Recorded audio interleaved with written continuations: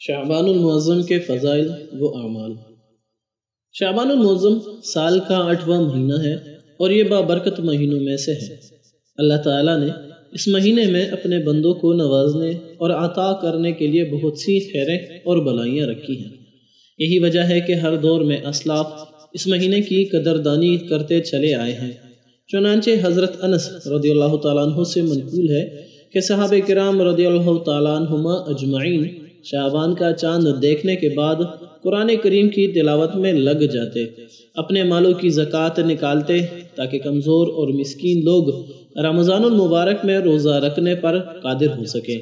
حکمران قیدیوں کو بلا کر اگر حد کے نفاذ کا مسئلہ ہوتا تو حد نافذ کر دیتے، ورنہ ان کو آزاد کر دیتے۔ تاجر حضرات اپنے حساب و کتاب اور لین کی ادائیگی سے فارغ ہونے کی کوشش میں لگ جاتے تاکہ ہلال رمضان دیکھ کر اپنے آپ کو عبادت کے لیے وقف کر سکیں۔ ماہ شعبان کے فضائل۔ اس مہینے کی چند فضیلتیں مندرجہ ذیل ہیں۔ شعبان نبی کریم صلی اللہ علیہ وآلہ وسلم کا مہینہ ہے۔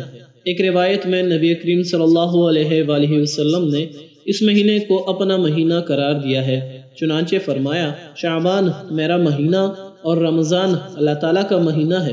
شعبان بابرکت مہینہ ہے۔ اس کے بابرکت ہونے کے لیے نبی کریم صلی اللہ علیہ وآلہ وسلم کی وہ دعا ہی کافی ہے جس میں آپ صلی اللہ علیہ وآلہ وسلم نے اللہ تبارک و تعالیٰ سے اس میں برکت کی دعا مانگی ہے۔ چنانچہ حدیث شریف میں ہے، حضرت انس رضی اللہ تعالیٰ عنہ سے مروی ہے کہ جب رمضان کا مہینہ داخل ہوتا تو نبی کریم صلی اللہ علیہ وآلہ وسلم یہ دعا پڑھا کرتے تھے، اے اللہ رجب اور شعبان کے مہینے میں ہمیں برکت عطا فرما اور ہمیں بخیر و عافیت رمضان المبارک تک پہنچا دیجئے۔ شعبان گناہوں سے پاک ہونے کا مہینہ ہے۔ ارشاد نبوی صلی اللہ علیہ وآلہ وسلم ہے، رمضان کا مہینہ اللہ تعالیٰ کا اور شعبان کا مہینہ میرا مہینہ ہے۔ شعبان کا مہینہ پاک کرنے والا اور رمضان کا مہینہ گناہوں کو مٹانے والا ہے۔ شعبان کے مہینے میں روزہ دار کے لیے خیر کثیر۔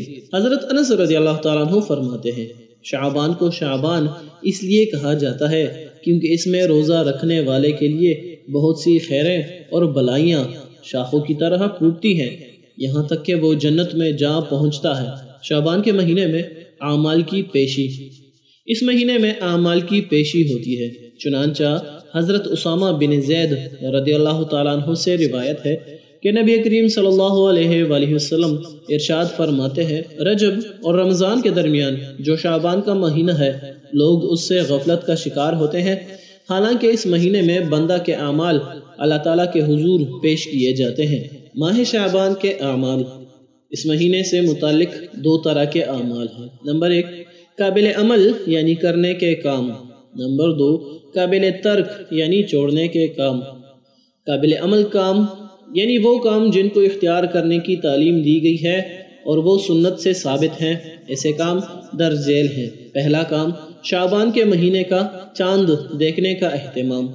اسلامی مہینوں کی حفاظت اور ان کی صحیح تاریخوں کا یاد رکھنا فرض کفایہ ہے کیونکہ ان پر بہت سی شرعی احکام موقوف ہیں، چنانچہ حج کا صحیح تاریخوں میں ادا کرنا، رمضان المبارک کے روزوں اور زکوٰۃ کی ادائیگی اور اس کے علاوہ کئی شرعی امور قمری تاریخوں پر موقوف ہیں، لہٰذا مسلمانوں کو قمری مہینوں کو یاد رکھنا چاہیے اور چاند دیکھنے کا اہتمام کرنا چاہیے۔ اور شعبان کے بعد چونکہ رمضان المبارک کا عظیم مہینہ آ رہا ہوتا ہے، اس لیے ہلال شعبان کو اور بھی زیادہ اہتمام اور شوق سے دیکھنے کا اہتمام کرنا چاہیے۔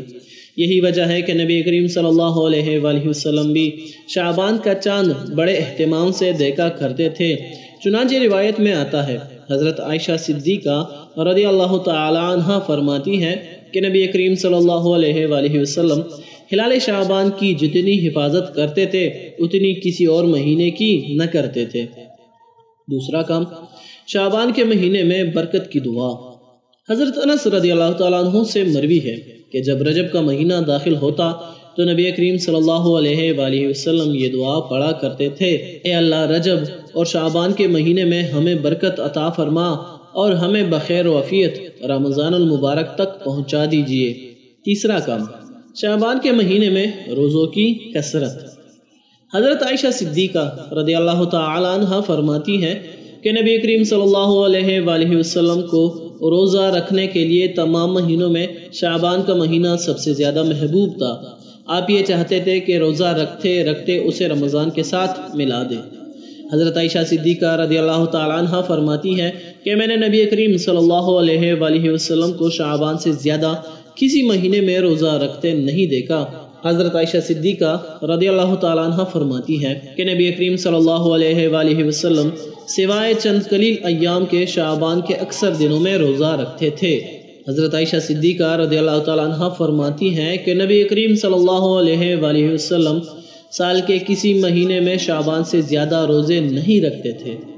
حضرت انس رضی اللہ تعالیٰ عنہ فرماتے ہیں کہ نبی کریم صلی اللہ علیہ وآلہ وسلم سے دریافت کیا گیا کہ رمضان المبارک کے بعد کون سا روزہ افضل ہے؟ آپ صلی اللہ علیہ وآلہ وسلم نے ارشاد فرمایا، وہ روزہ جو رمضان کی تعظیم میں شعبان کے مہینے میں رکھا جائے۔